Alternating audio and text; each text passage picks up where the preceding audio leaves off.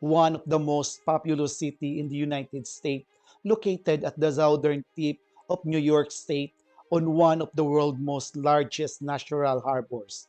The city comprises five boroughs, each of which is coextensive with a prospective countries. It is also important center for international diplomacy, and it is sometimes described as the world's most important city and the capital of the world.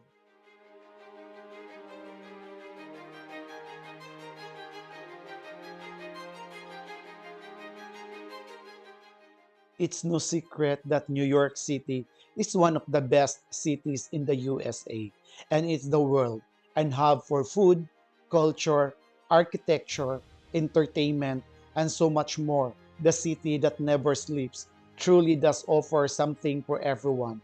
I'm Ken from Travel the World with Thorkenn. If you are new for my channel, please don't forget to subscribe, like, and click notification bell so that you will be notified if I uploaded my travel experience video. Enjoy watching. Ken from Travel the World with Thorken.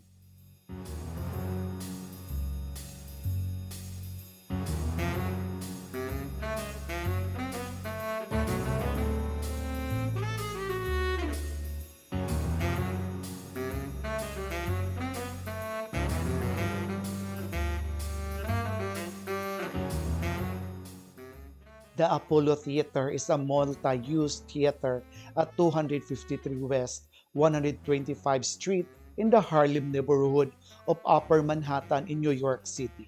It is a popular venue for Black American performers and is the home of the TV show Showtime at the Apollo. The neoclassical theater known today as the Apollo's Historic Theater was designed by the George Keister and the first owned by Sidney Cohen. And you can see also outside the names of the actors who perform at the Apollo Theater.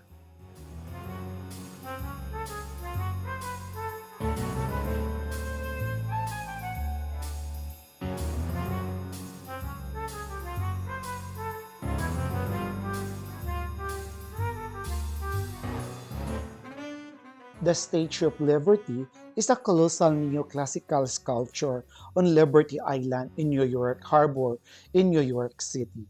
In the United States, the copper statue, a gift from a people of France, was designed by a French sculptor, Frédéric Auguste Bartholdi, and its the metal framework was built by the Gustave Eiffel. The construction of the statue was completed in France in July 1884. The massive sculpture stood tall above the rooftops of Paris awaiting her voyage across the sea. The story of the Statue of Liberty and her island has been one of change. For the centuries, the island was a major source of food for the Lenape native people and the later Dutch settlers. In 1807, the U.S. Army deemed the island a military post, constructing an 11-point fort to protect New York Harbor. Later renamed Port Wood, the structure now serves as the base of the statue pedestal. The statue's own meaning and relevance have evolved with the time. As well, perhaps most notable is the occasions with the welcoming handled masses. In 1903, a plaque bearing the new Colossus was placed in the pedestal. With the Lady Liberty, significance grew as an inspiration to immigrants who sailed past her on their way to America. She is an icon, a national treasure, and one of the most recognizable figures in the world. Each year, millions who cherish her ideals make the journey to experience her history and grandeur in person. She is the Statue of Liberty, a symbol of freedom, inspiration, and hope. Bartholdi's design encompassed most symbolism, her crown representing light with its spikes evoking sun rays extending out to the world. The tablet, inscribed with the July 4, 1776 in Roman numerals, noting Americans' independence. To symbolize the end of slavery, Bartholdi placed a broken shackle and chains at the statue's foot.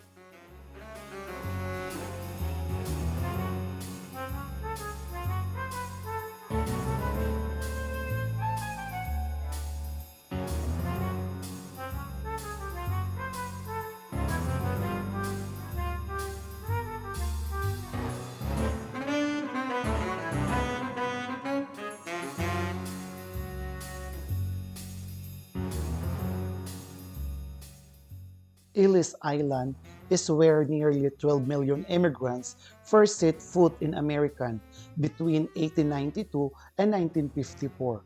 The island is now a national monument and museum where visitors can explore its rich history and learn more about the immigrants who shaped America. In addition to the interactive exhibits, there are also guided tours of the site available.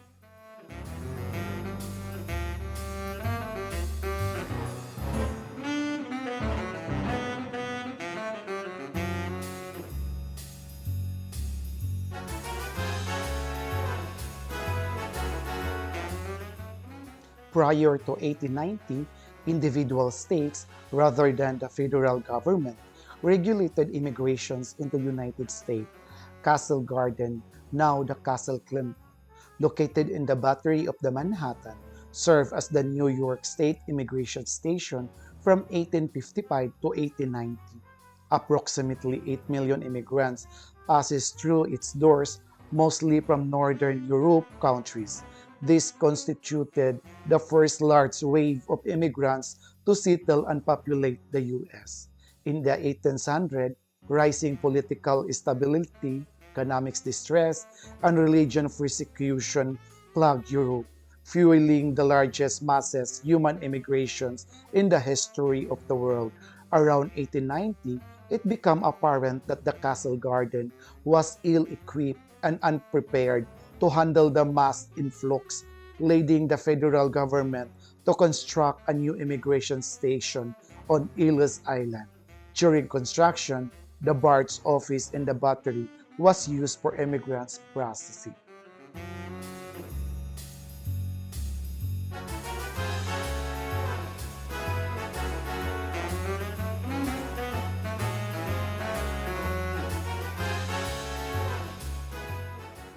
The new structure on Ellis Island began receiving arriving immigrants on January 1, 1892. Miss Anna Moore, a teenager girl from Ireland, accompanied by her two younger brothers, made history as the very first immigrant to be processed at Ellis Island. Over the next 62 years, more than 12 million immigrants would arrive in the United States via Ellis Island.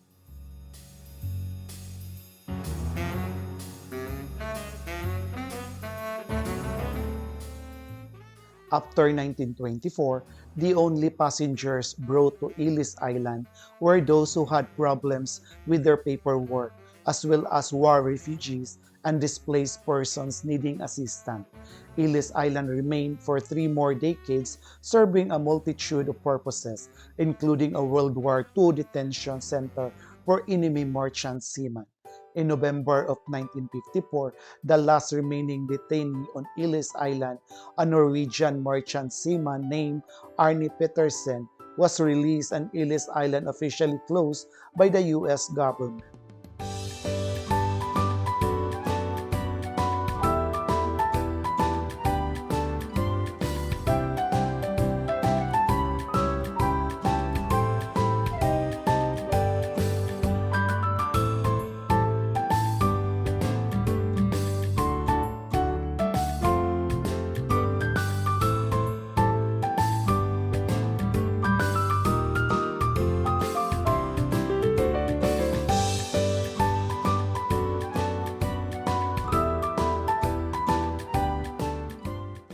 The exchange evolved from a meeting of 24 stockbrokers under a buttonwood tree in 1792 on what is now Wall Street in New York City. It was formally constituted as the New York Stocks and Exchange Board in 1817. The present name was adopted in 1863.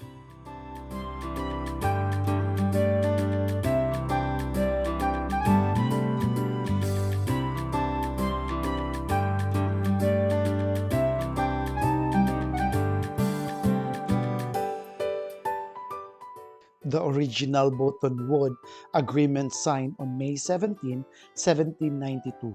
The New York Stock Exchange traces its origins to the Buttonwood Agreement signed by the 24 stockbrokers on May 17, 1792. as the response to the first financial panic in the young nation. It sets rules for how stocks could be traded and established set commissions.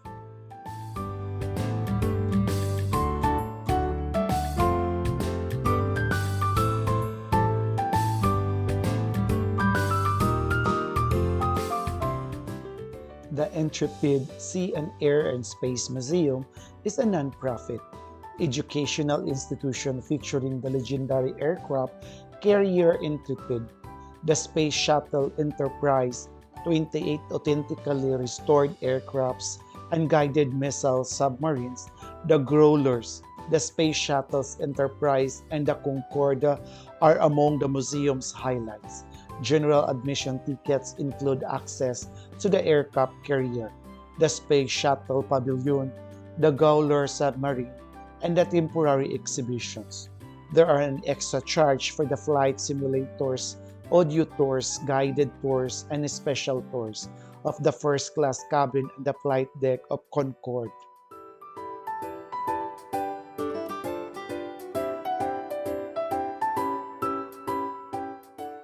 Yankees Stadium is a baseball stadium located in the Bronx in New York City. The stadium is the home field for the New York Yankees of a Major League Baseball and the New York City FC of Major League Soccer. Take a tour of the Yankees Stadium and learn the history about the 27-time World Series champion New York Yankees. It was the home of the New York Yankees from the 1923 to 2008, except for the 1974 and 1975 when it was renovated.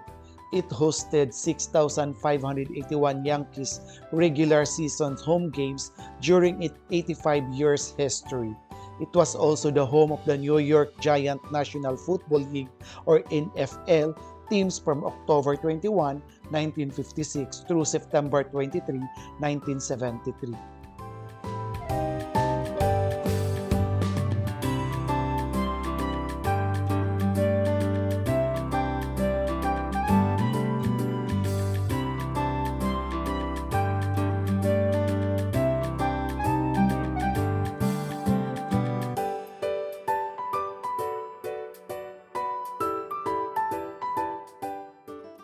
We decided to do some tours for a few hours because some of the area that we really need to visit are the area out from the city of New York.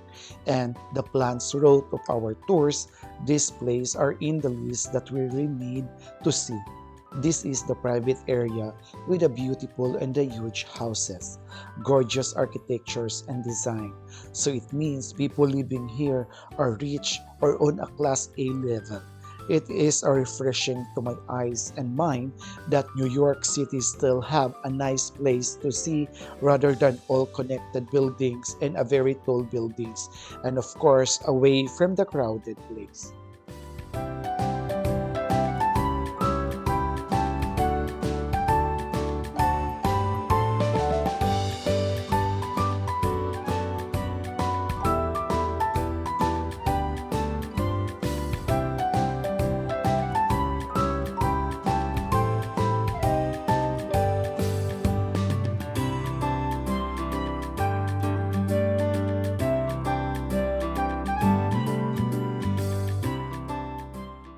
Did you know that there is some interesting facts about New York City?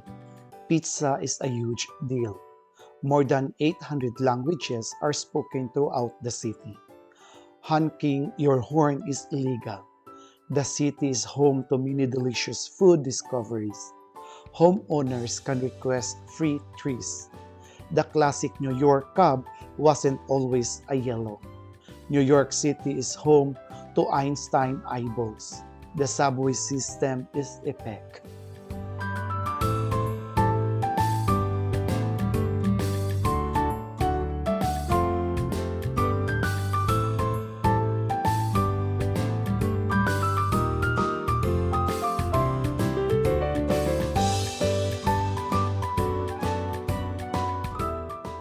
Did you know that the New York City history the Dutch first settled along the Hudson River in 1624 and established the colony of New Amsterdam on Manhattan Island.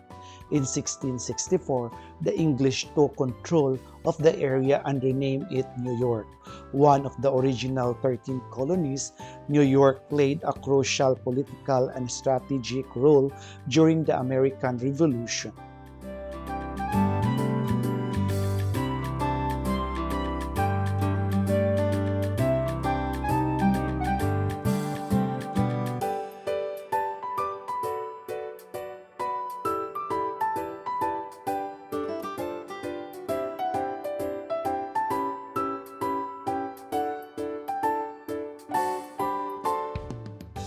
It is not allowed to take any videos during the shows. We decided to watch a Moulin Rouge Broadways. Still a huge of choices of any Broadway shows around in New York. Your visit is not complete in New York if you did not watch any of the famous Broadway shows, and it is one in a lifetime experience.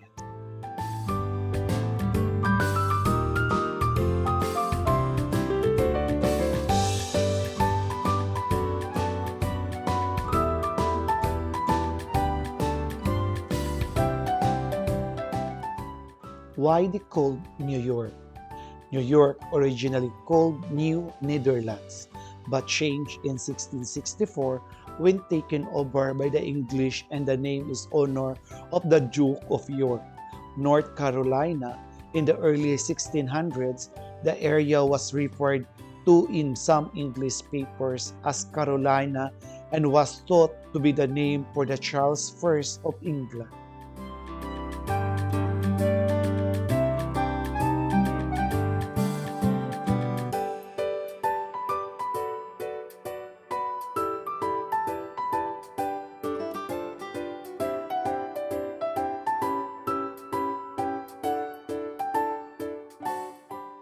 What's so special about New York City? The city's diversity and linguistic variety create opportunities to learn about different cultures and interact with the friendly locals. New York City is known for its iconic Broadway shows, stunning views from the High Line, world-class museums like MoMA, and its reputations as a fashion capital. I'm Ken from Travel the World with Thorkenn. Thank you for your love and support to my channel. Feel free to leave your comments about what did you saw or any feedbacks that will help my channel to improve in the future. Don't forget to subscribe, like, and click notification bell so that you will be notified if I uploaded my new travel experience video. Stay safe and take care.